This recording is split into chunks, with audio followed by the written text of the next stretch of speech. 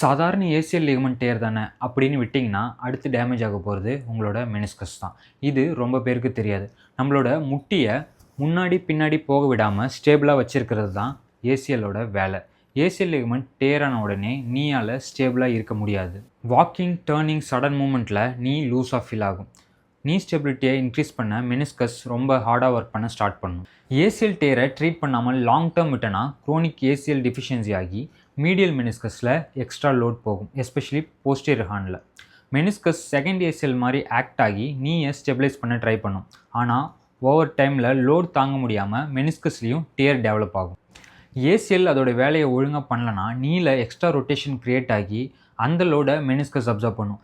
இதுதான் meniscus injury ஆகிறதுக்கான main reason.